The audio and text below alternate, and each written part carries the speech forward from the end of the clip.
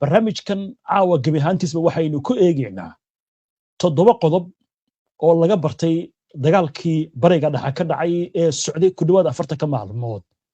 qodobada sida gaarka ah aynu u dul istaagi doonaa waxaa ka mid ah awooddii Iiraan ma la dhayalsanayay mise sidan ayay ahayd in aan lagu bedeli karin weerar xagga cirka nidaam gaashaanbuurta NATO oo halis ku jirta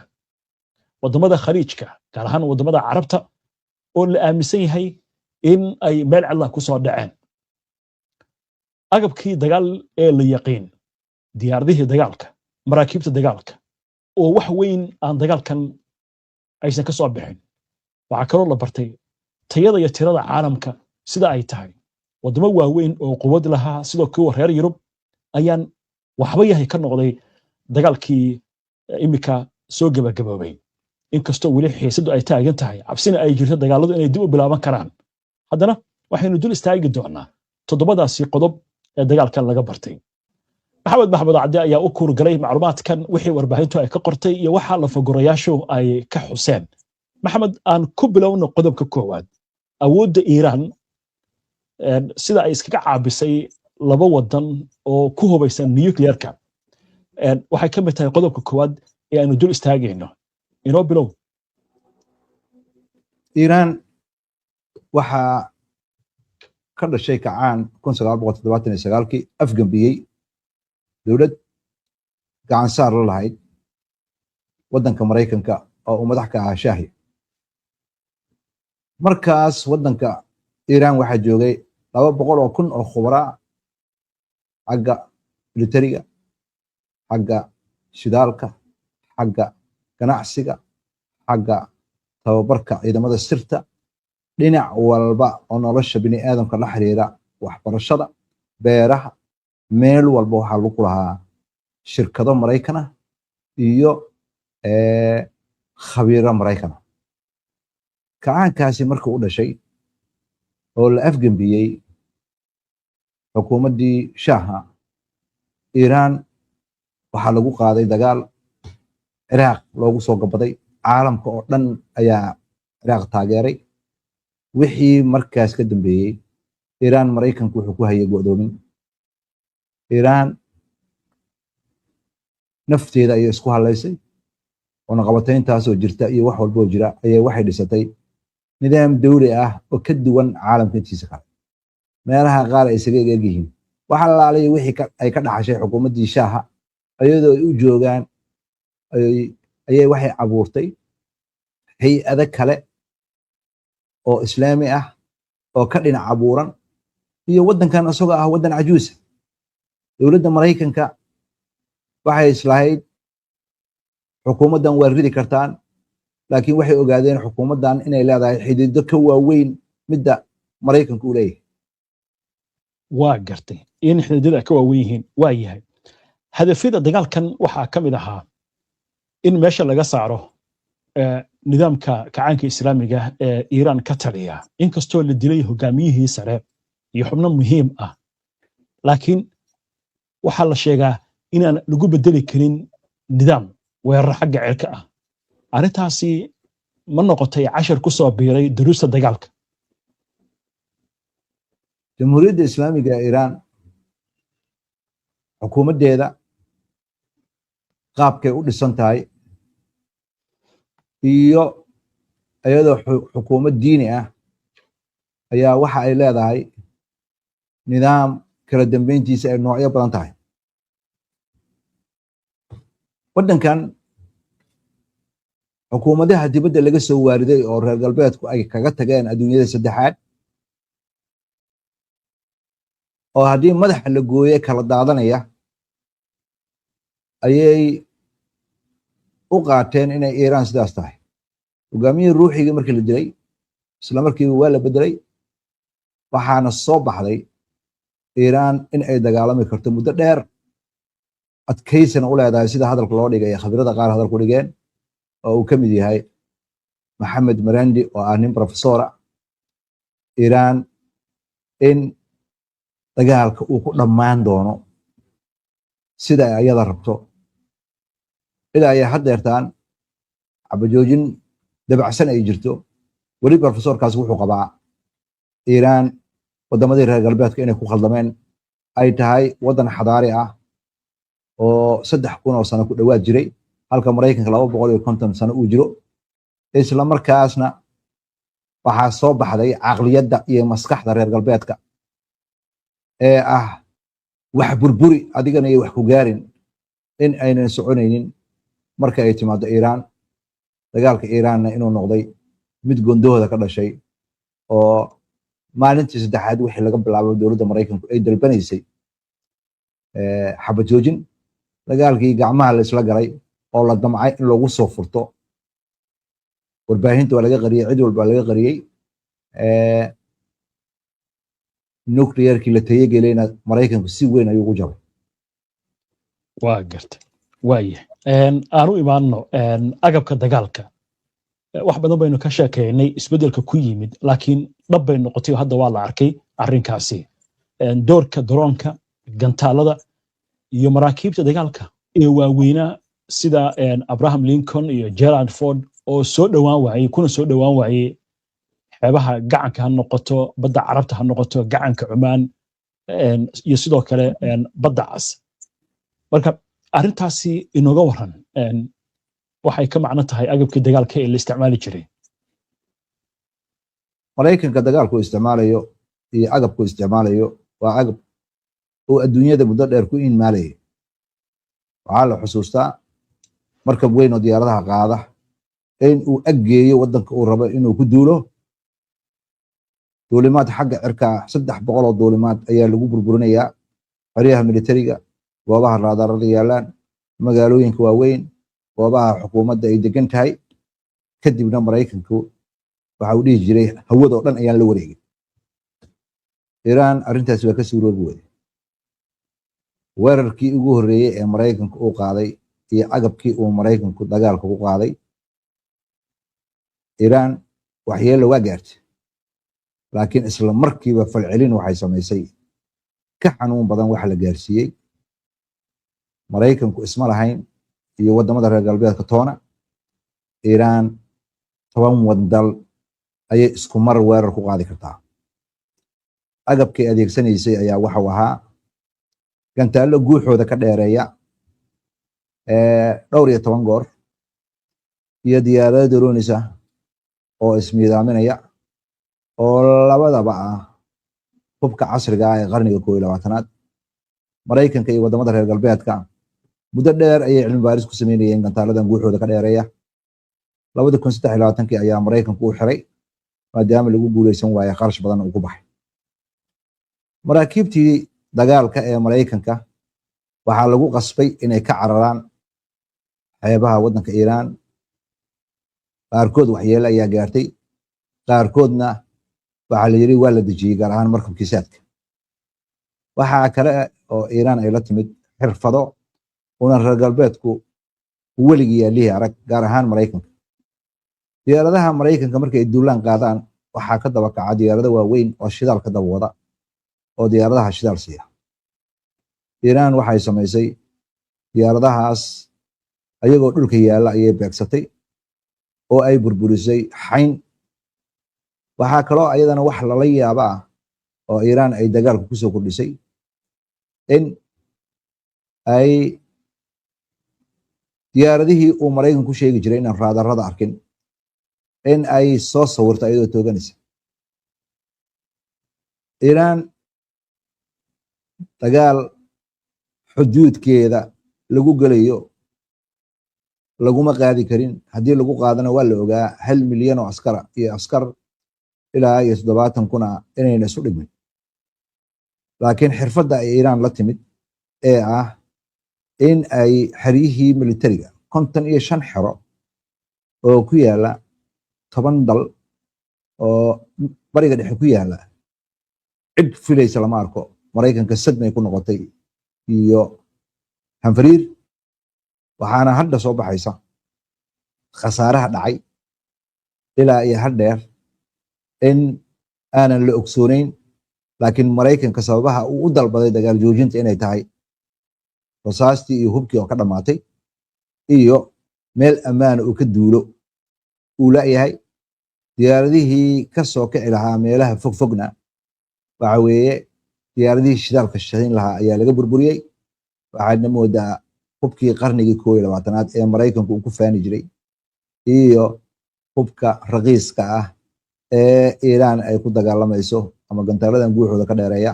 ama diyaaradahan droniska ah in ay suuqa ka saarayaan hubkii ay muddada dheer ku faanayeen wadamada reer galbeedka gaar ahaan Maraykanka. waa gartay waa yahay aan u imaanno tiknoolajiyadda Maraykanka iyo Israa'iil waa la ogyahay awood buuxda ayay ku leeyihiin dhanka tiknoolajiyadda dagaalka ha noqoto adeegsiga caqliga samayska ama AI-ga waxa loo yaqaan iyo gantaalo la hago oo tiknoolajiyadda la adeegsanayo. tiknoolajiyadda guul ma lagu gaari karaa dagaalkan maxaa laga bartay? nidaamka GPS-ka la yiraahdo ama buqcad kasta oo wax ku sugan yihiin lagu cayimo oo uu Maraykanku garwadaanka yahay lahaana ayaa Iiraan lagu hodi jiray waagii hore. Iiraan waxay samaysay dagaalkii 12 maalmood ahaa waxay xirtay nidaamkaasi Maraykanku lahaa waxay ku bedeshay baydow mid la yiraahdo oo uu Shiinuhu leeyahay. macnaheedu waxa weeye Maraykanka dhulkii u calaamadaysnaa ee Iiraan gudaheeda ahaa oo cirka ka eeganayay satellite-da mugdi ay noqdeen. arrinta kale oo ayadana soo baxday ayaa waxay tahay Iiraan cid kastoo ku caawisaba in ayada tiknoolajiyada leedahay iyo in Ruushka iyo Shiinaha ku caawiyeenba in ay yeelatay indho ka fog wixii ay lahayd Maraykanka iyo Israa'iil oo gudaha Israa'iil buqcad walba ay weerarto iyo xeryaha militariga ee gacanka ku yaalay gantaalada ku dhacaya waxay ahaayeen kuwa niishaabkooda sugan yahay oo ayna la gafayn. dhowr goor ayaa saxaafadda reer galbeedku waxay ku cabanayeen satellite-yada Ruushka caawinaya nidaamka difaaca cirka ee Shiinaha ayaa caawinaya. waxay tahaba tiknoolajiyadii Maraykanku uu ku beegsanayay kuna gaadayay madaxda Iiraan uu ku raadinayay taleefanadooda oo gantaalada lagu soo hagayay. waxaad moodaa Iiraan markan inay ka kabatay. hogaamiyaha ruuxiga ee la dilay muqcadda uu ku hoydo iyo xafiiskiisu way isku dhaganaayeen waana lagu wargeliyey in meeshan ay ka mid tahay hadafyada hadduu dagaal bilowda cadowga weerarayo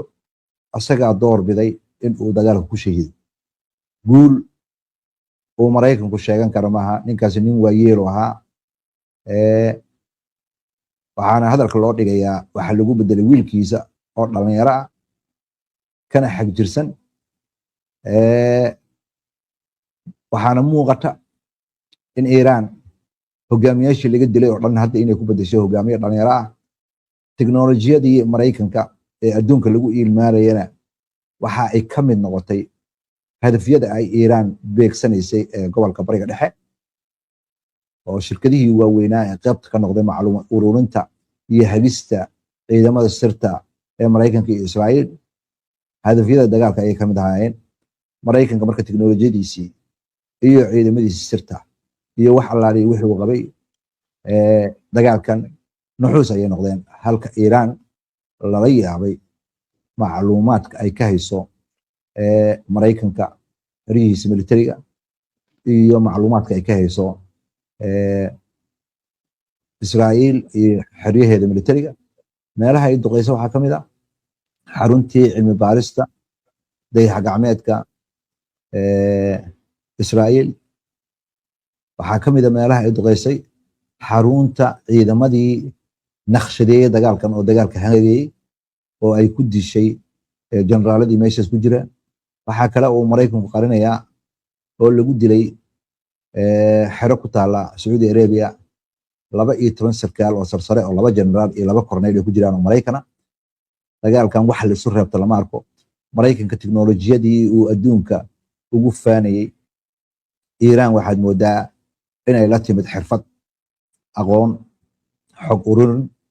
aanan ka dhicin inay ka dheerayso mooyaane. waa gartay waaya aanu imaanno muhiimadda marinadu ay leeyihiin marinka hormuus oo kale waxaa la yidhaahdaa wuxuuba noqdoba kaar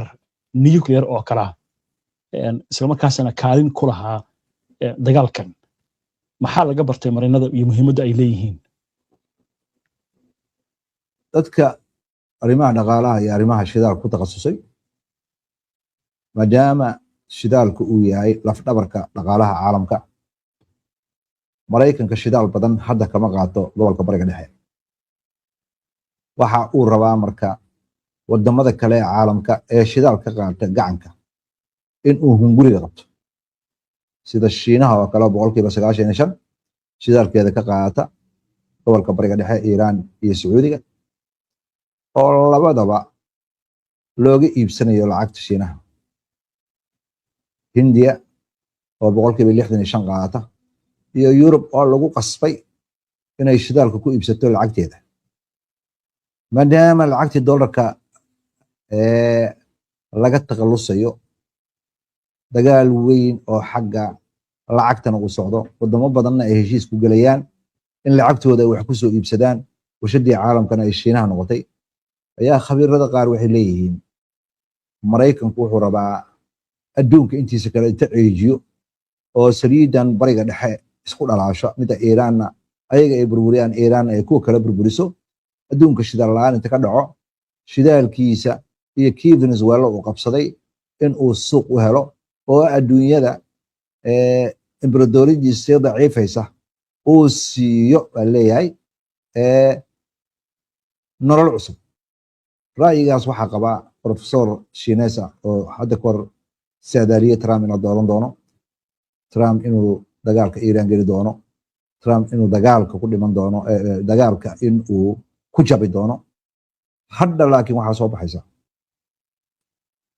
Maraykanka waxay la ahaydba in dagaalkaas uu sibo ku galay, xaalkana uu ku culus yahay. waa gartay waaya dagaalkan waxyaalaha kale laga bartay waxaa ka mid ah isxulafaysigii oo meelu ka baxay la waayey, gaar ahaan NATO. waynu maqlaynay madaxweynaha Maraykanka maradu u ruxay dagaalka ila soo gal uu yiri, ayaguna miinka ay cuskadeen wadamo badan waxay ku dhowdaaba inuu ka baxo gaashabuurta NATO. isxulafaysigaasi inooga waran. adduunka 30 sano la soo dhaafay oo Maraykanku ku mashquulsanaa in uu ku duulo